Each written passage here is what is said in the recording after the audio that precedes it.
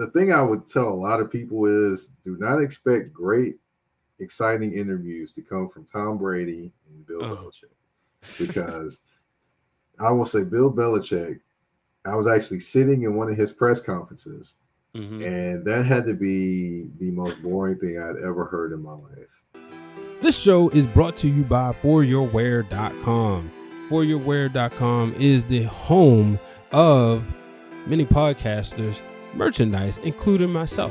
You can go right on there and get shirts such as you can go get a shirt from those wrestling girls. Right now they have the Summer Slay shirts if you're a wrestling fan and your lady likes wrestling and she wants to wear a SummerSlam style shirt, but Summer Slay, you can get those. They also have a Juneteenth collection because, we celebrate Juneteenth in June, but why not wear the shirt all year round? And they have a couple other shirts like the Black Lives Matter, Butt Guard, and more.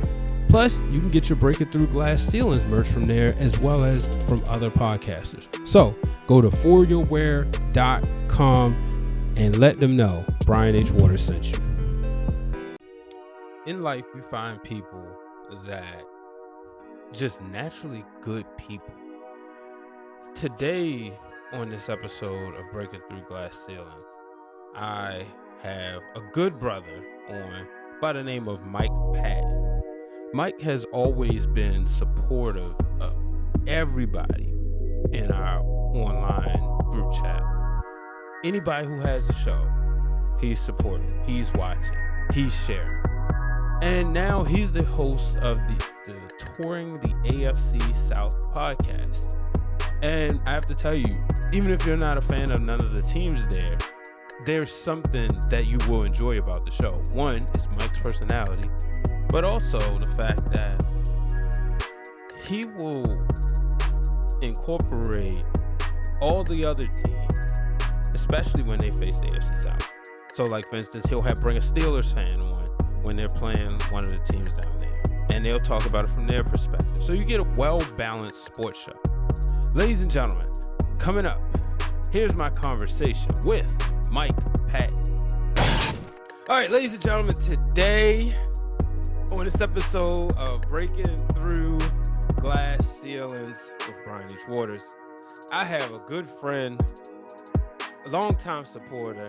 And before we get started, I'm going to just go ahead and say, let me get myself together.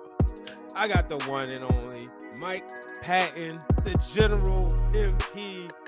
Man, before we get started, Mike, I just want to tell you that on behalf of the Millennial Media Mavens, me, Ashley, Kelsey, Renee, and Brandon, man, thank you for all your support, especially when we was starting off, when we was like, all right, we're going to do this show. All right, let's do another. And then you was the one, loudest person on the internet. Y'all got to do another show. Y'all got to do another show. Y'all got to do another show. I can tell you, we're coming back. We're coming back and do some more. But, man, I had to give you your flowers personally before we got started, brother. Oh, man. Hey, just thank you all for just providing the content. And, I definitely love all the things that y'all doing and continue to do and watching you all grow and blossom in the business, man. It's truly amazing to watch. Yeah, man, it's just a lot of fun, man. You and I met on Facebook a while ago. You had a Facebook group. Um, I mean, it's so many of them. I can't even remember which one, probably. Yeah, but you gave people a platform to really go after their dreams and network, man. And then, obviously, I remember watching and reading a lot of your stuff from the Sports Awakening.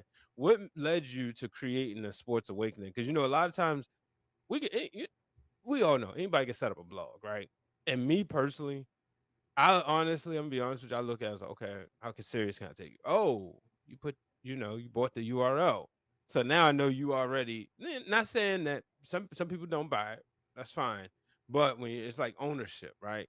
And so, I wanted to know what made you decide to start the Sports Awakening and, obviously stay consistent with it.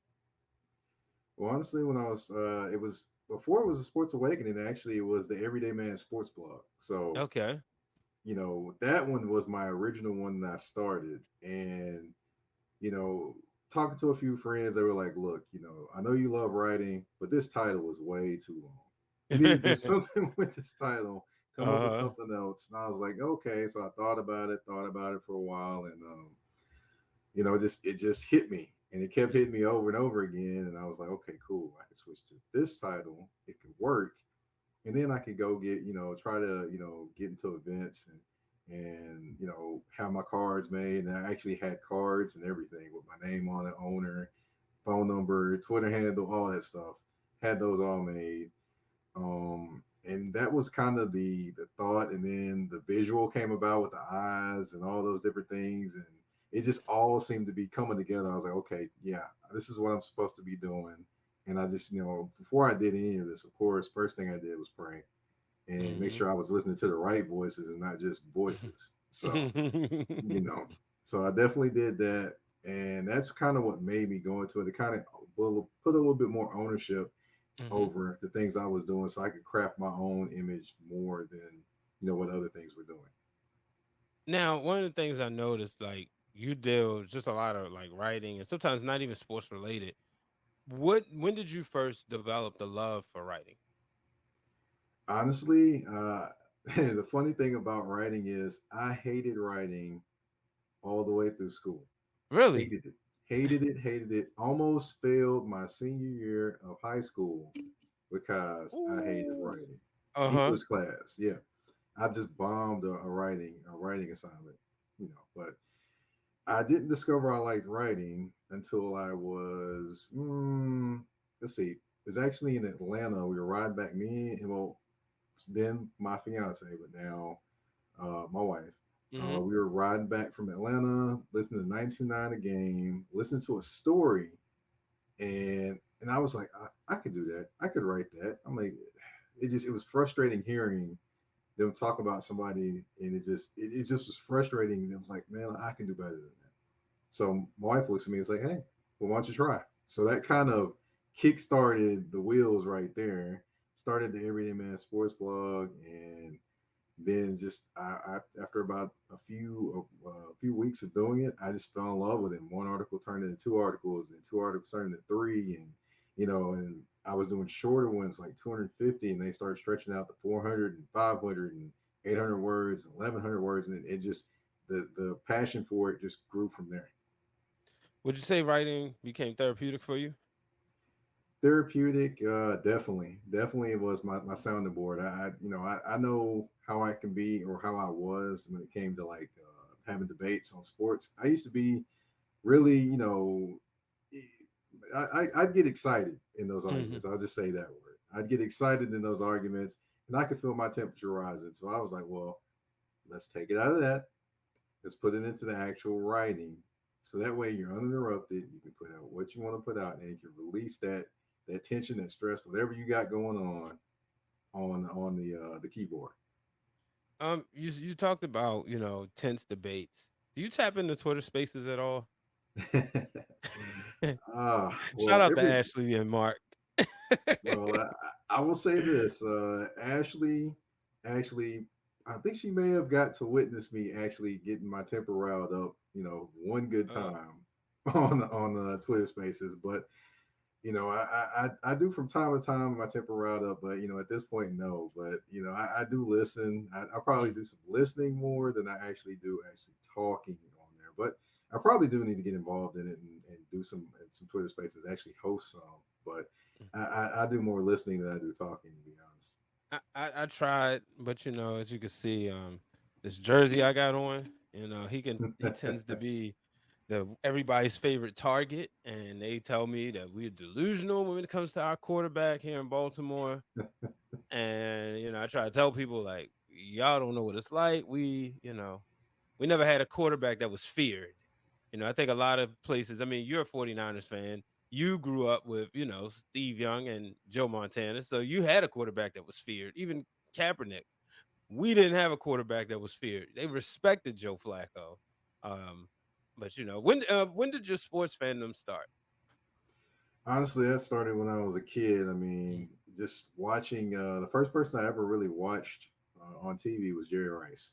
That's how I Okay. became a 49ers fan. I wanted to be a wide receiver and those different things. I was probably like, what, 5 or 6, but I was playing linebacker at that time and running back. So it just, But I was like in my mind, I'm like, I'm gonna grow up and be Jerry Rice eventually. But of course, Nice. the speed and the hands and all those different things didn't quite match up to what he could do. But that's where I kind of started falling in love with sports. And then, of course, the WGN was the main reason Hmm. I fell in love with the Cubs and the Chicago Bulls because WGN was on, and of course they played every Bulls game, Yep. played every Cubs game during the summer. So that's how I became fans of both of those teams, and just fell in love with watching football, basketball, and of course baseball. Baseball not quite as much these days, but I still do enjoy catching the game or two. Well, you at least you got to see all your champions. All your teams become champions. Right, right. Uh, And a lot can't say that. yeah, I'm still chasing that Orioles one. I was Oh man. I was -3, so I'm still. I will give back 2 Ravens Super Bowls and watches 6 Lakers championships for one, just one Orioles World Series. That's how much I wanted. Uh, but yeah, now I know you started working with the Nashville Voice, and would you say like that's when you like really like turned the corner as far as your writing? Honestly, uh, I would say no. That wasn't quite the time I turned the corner. I would say a Mhm. little bit before that with Pro Player Insiders. Okay, 'Cause okay. I actually got an opportunity, and I have to mention his name, Mr. Fago Franklin III. Hmm. He actually got me an opportunity to. He said, "Hey, if you're gonna write with Pro Play Insiders, you can write on the Titans and do this many articles a week, and you may get a chance to cover the Super Bowl. I can't guarantee it, but here's this."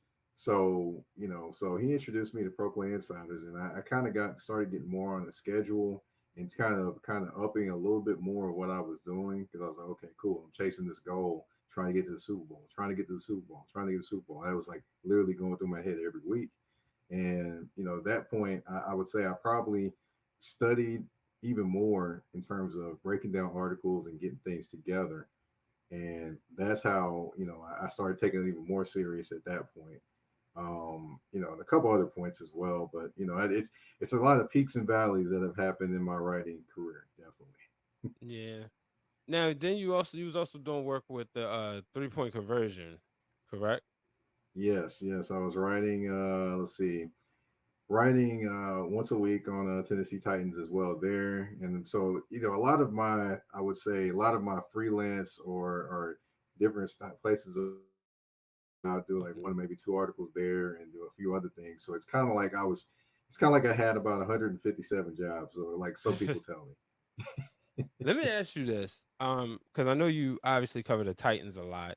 Shout out to the Ravens for stomping on the logo. Um, I say that because I know it don't bother you like it would anybody Nah. else.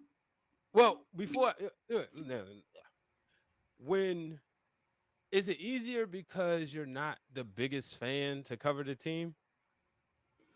Um, it used to be, I would say, and it's actually not. It's not as hard to write on a team you love as much as you Hmm. get into it more, because you kind of pull yourself away from it and get to the X's and O's, not the Jimmys and Joes and this and that and the others. You get away from that sort of thing, so it's easier, definitely because the Titans are not my favorite team in the NFL.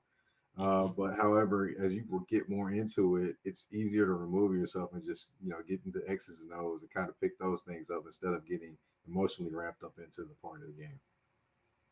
Yeah, because like I noticed, like for me, when I was doing the main event stat sports show, man, the hardest game post game show was that Ravens Bills game. After losing, Lamar Jackson gets hurt, and it's like, man, I already committed. I gotta go in the air. But I've been doing this long enough, so I gotta be professional. But for the younger fans out there, I'm glad you was able to like kind of lend them that gem that can help them go a long way. Now, uh, with you, what was you ever close to become like? Were the Titans ever close to becoming number one? I know you're old enough to remember when Tennessee didn't have a team, but when they came in as the Tennessee Oilers, I want to say that was like 97. Only reason why I think that because of Game Day. NFL Game Day actually have them as the Tennessee Oilers on that video game. Is that correct? It was yeah, they were in Memphis, I believe, at that time. They were in Okay. Memphis, and then they played at Vanderbilt until the stadium got built, and that's when they got renamed the Titans. Oh, okay. Now, was you ever close to wavering and, putting the 49ers down? No, no. I mean, let me just make this clear to anybody who listens to anything that I put out or reads anything I put out. I do root for the hometown team. I want them to do well because when the Titans do well, when Tennessee State University is doing well, when Vanderbilt's doing well, when the schools in the city are doing well, the city is on a whole nother level. It just is. But, you know, the 49ers are my favorite team. But, hey, Hmm. I do root for the hometown team. So I don't want anybody to think, hey, is he really just pulling one over on us? Like, no, no, no, no. I do root for the hometown team. But, I'm not just like, they're not my number one team. It just is what it is. Right. Hello, ladies and gentlemen. Thank you for tuning in to this week's episode of Breaking Through Glass Ceilings with Brian H. Waters. I want to let you know, now you can have your own Breaking Through Glass Ceilings t-shirts. Simply go to foryourwear.com, FORURWEAR.com. Go to the podcasters tab, click Brian H. Waters, and you can purchase your own t-shirt. Appreciate anybody who wants to support the show, want to show that, look, you rock with the message, you've been breaking through glass ceilings. So go ahead, get a t-shirt. I appreciate you. And also check out some of the other podcasters that have signed up with foryourwear.com and the homepage as well. Okay, it's always interesting because, like, in Baltimore, a lot of people stay with the Ravens. I mean, join the Ravens, right? But, Hmm. that's why there's a lot of Cowboy fans here. I was one of them. I didn't know that you wasn't supposed to like the Cowboys and the 49ers. So when I first, like, discovered football, that was at the peak of Aikman versus Young. They were in all the magazines, all the football cards. Those were the hardest pencils to get in school. So I'm like, all right, those are my two teams. Every year I would get the video game. Once I started, getting the sports games like the Madden 97s, the Game Day 98s, I'm playing Cowboys versus 49ers. And then we get the Ravens. I'm like, all right, I like the Ravens, but I it was like both for me until recently. So I always wondered, because I've heard people, we have Steelers fans here for that reason. We have people who stay with the Colts. Shout out to Tarika. But they stayed with the Colts because of the fact that, you know, that was their team. So I always wonder, like, when, the expansion teams come in or the transfers, like, the people jump or whatnot. And then if there was ever, a point where you was close to doing so. Nah, not really. But yeah, I will say my cousins, I have a couple cousins that definitely did that. One was a 49ers fan, now he's a Titans fan. And my uncle, I believe, he was a 49ers fan, now he's a Titans fan. So, yeah. Yeah. Now, recently you created a show touring the AFC South. And, it's the thing I like about it, it's always hard for a lot of people to find a niche in this business. Everybody want to have a show, whatever. But, like, you really put me on to a lot of the AFC South between the writers, different players that, people may not see. What led you down that route as opposed to creating, just, a standard football show? To be honest, the biggest thing was kind of looking around, and I was like, okay, there's not really a show out here that really talks about the AFC South. Hmm. There's all these other shows that talk about this, that, and the other, but why not take on the whole AFC South? I didn't see anything that was representing the AFC South. I live in Nashville, so if I don't get a Titans game, I'm going to get a Colts game or a Jaguars game or a Texans game. So I'm going to see these teams regardless. So I was like, well, why not create a show, make it where I can see, I can talk about all these teams, bring on some writers from these areas, and kind of introduce the rest of the country to the AFC South even more than what they probably know about it, which at this point they mostly know the Colts and the Titans. So Hmm. I figured I would try to do that and kind of see where it went from there. And of course, I have stepped outside the division a few different times, but for the most part, I do stay within the division and kind of bring a little bit of AFC South flavor to everybody's airwaves. Yeah, I mean, it's cool, and like we'll be honest, right? People like in a lot of our circle, we might not be too many people who are fans of the Titans, Jaguars, Colts. What's the other team? I'm looking right at them. Texans. Yeah, them. But people like you, right? So because people like you know, you in wrestling, what we say, you're the baby face of the internet. You would be a baby face.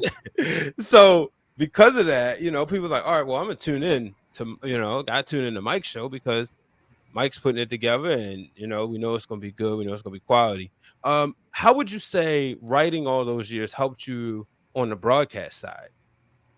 Well, it helped me because, first of all, putting together a loose script for a show. That's what Mhm, people don't understand. With any show, you can jump in and say whatever, but the thing is, having a loose script kind of keeps the show on the rails, kind of keeps it mhm, on time, and also helps to make the guest more comfortable. You can't just jump in there, ask all these questions, and throw them in some random order. If you have them some kind of order, some kind of situation that you're going to be able to, okay, cool, I can roll with this, and this. And if they skip this or go this, I can go back to this, stuff like that to make the show go smooth, make the guests feel comfortable, and bring the best out of the guests for the people that are listening. So that's where I would think the writing kind of, helped me out in that aspect as well. So, I definitely had um, previous experience in terms of writing a script for a radio show. I did that for a mhm. couple months actually here at a radio station in Nashville. So that kind of, I had to do that for a couple months. So that kind of, I pulled on that experience as well as the writing experience, and that kind of, brought all that together and wanted to, you know, give everyone the best show, the best content, and make things easy for the guests to be authentically who they were, so they didn't have to worry about anything else but just being who they were. Nice. Now, what would you say has been like, um, what was your welcome to the business moment as far as that show was concerned? Like your welcome to broadcast moment. Well, that's about to come up actually, but I would say, Well, you so gotta have one far, before that. Like you had yeah, to have, no, it's levels to it. I know, but what I would say is my welcome to the broadcast moment is, being able to, actually reach out to guests and guests be excited to come on my show Mhm, and actually guests that people know. Like, I mean, I had what Ben Troop on my show, who's a former Titans tight end and was a second round draft pick for the Tennessee Titans, and he was and he's doing radio now and does radio in Georgia. He was super excited to come on my show. Said he looked up my show and was watching it and checking it out, and it said, "Yeah, I got to be on that show." I was like, "Is he really talking about my show? Is there another Mike Patton that I don't know about?" I mean, but moments like that and moments where you have guys making time to come on your show, that definitely is like, okay, cool. Maybe I have something here. Maybe mhm. I have something quality that people want to watch and keep up with, and I can't stop doing this. Now, how would you say, the show is called Touring the AFC South. Obviously, NFL is king, as they used to say at the four letter. You have, you got guaranteed content for 17 weeks. Or I guess it's 18 weeks now, right? How did you keep it fresh? What's the one thing you could say that helps you keep it fresh during the off season? Well, the off season, that's when I tap into the creative mind, definitely on that one, because of course, I'll tap into other sports, I'll tap into other things that are going on. Like for example, my opening segment, "Get Off Your Chest" segment, it doesn't actually have to be about football. I've talked Mhm, about so many different things on that. I even talked about the Kendrick Lamar album one time, opening the show. So I can talk about pretty much anything to do there. So it kind of captures your attention. And then also kind of doing crossover kind of shows like, something with basketball and football or, for example, wrestling and football, stuff like mhm, that to kind of garner the attention of people that may not want to talk about football or may want to, have other different interests as well. So kind of mixing it up and also, of course, the off season. I got to also mention in March. March for every March that my show is going to be running, it is going to be all black women that are going to be guests for my show in March. And I did that this year as well. That was something I especially did to make sure that, that black women are know or know that there's somebody out there for them. There's always a space for them, especially on my podcast.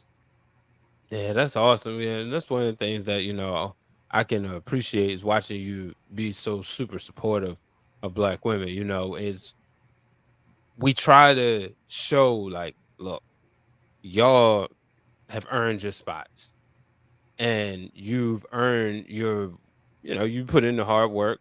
A lot of times they work harder than us because they have to, and it's really good to be able to show them, hey, we appreciate you, and I gotta commend you on that as well. I told you, Mike, you a baby face. You are a Ricky Steamboat baby face. You couldn't be a heel if you tried.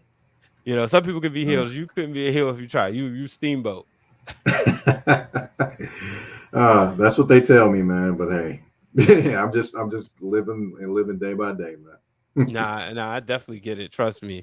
Uh, what is something that you would say when you look at, we all obviously everybody who does a podcast, everybody who does a show, we look at the first episode and then we look at this episode and we always hate the first episode, give or take.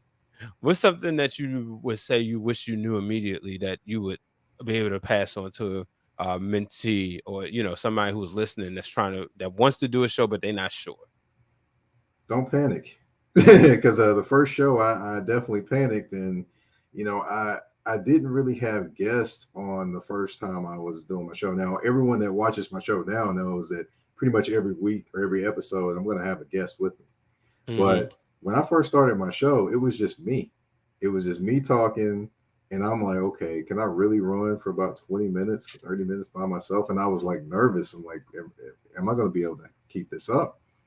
And eventually I got more comfortable in my skin. I'm like, okay, cool. If I plan this out, if I write this out, if I put this here, this here, this here, I can make that happen. So, as the fall comes around, of course, I'll probably have more segments that'll maybe just me. I may not.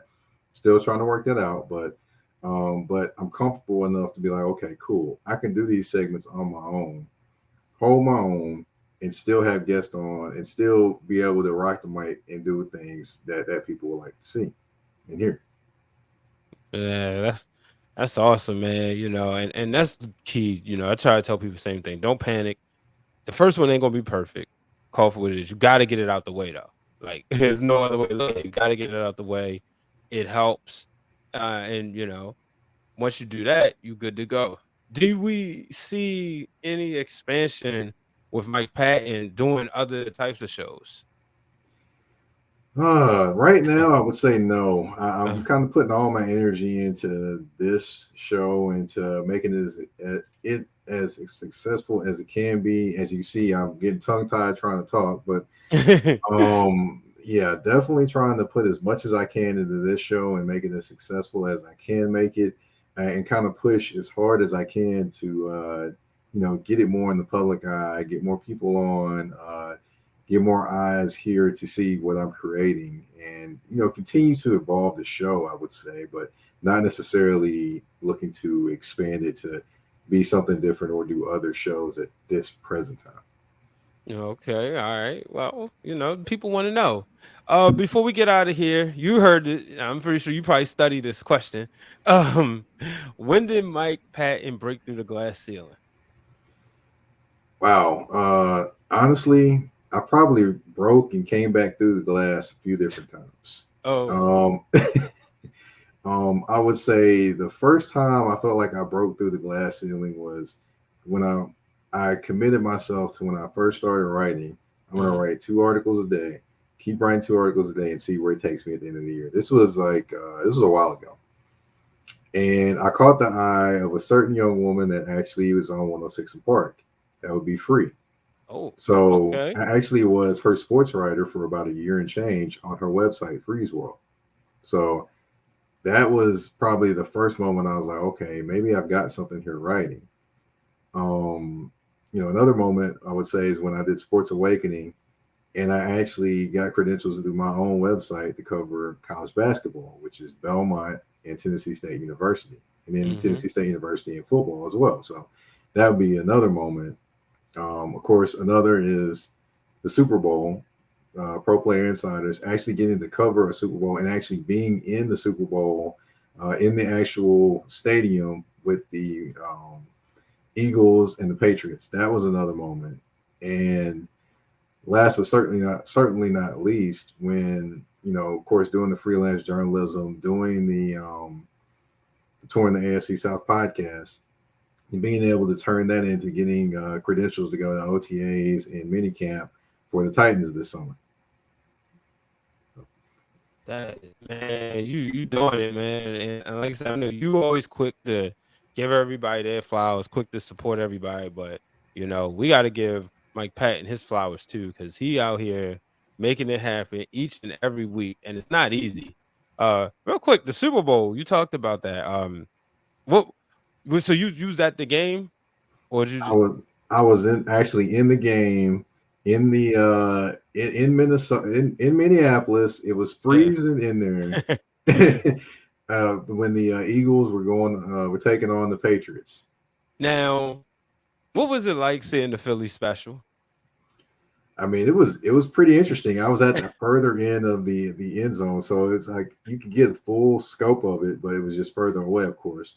And you're just watching it like, wow, did they really just do that? Did Hmm. that really just happen? I was like, at that point, I was like, yeah, they're gonna win this game. Now, did you have a disdain for the Patriots like a lot of people did? Not really, not really. Okay. I just the thing I would tell a lot of people is do not expect great, exciting interviews to come from Tom Brady and Bill Oh. Belichick because I will say Bill Belichick. I was actually sitting in one of his press conferences, Hmm. and that had to be the most boring thing I'd ever heard in my life, by far. And then Now, Brady comes up and says and talks, and I'm like, why, And then, but now he's in Tampa, and I mean he's definitely a little bit more Tampa personable Tom, and personality.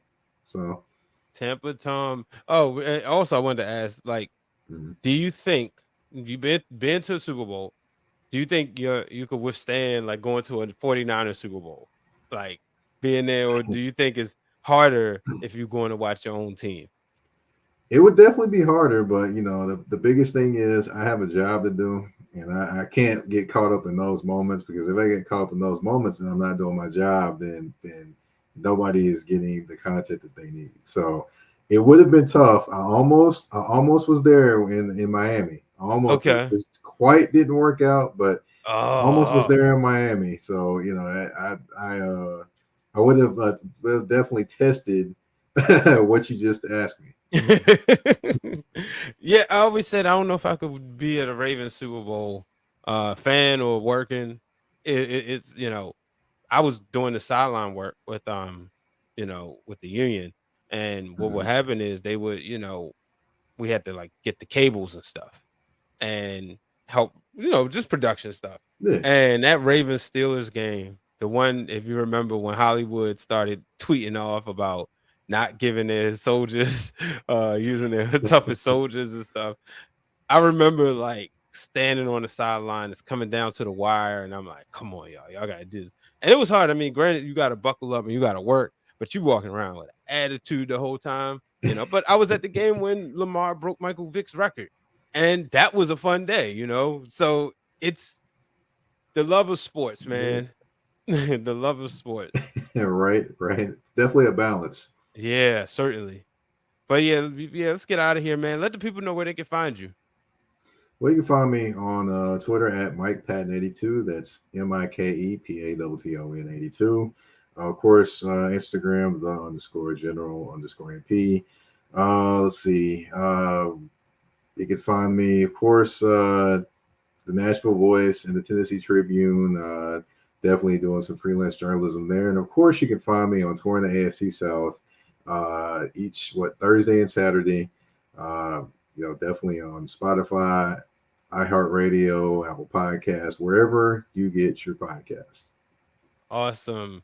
Man, Mike, I definitely appreciate you taking time out. I know you're tired, so Make sure you get some rest, chill with the family. But I definitely appreciate you taking the time, brother. And all works out. I'll see you in a couple weeks in Nashville for SummerSlam. Yes, sir. Yes, sir. All I'll be around. right, bro. Take care. Yes, sir. All right, folks. Mike Patton, everybody. Remember, do not let anyone set up a ceiling over your success. So long, everybody.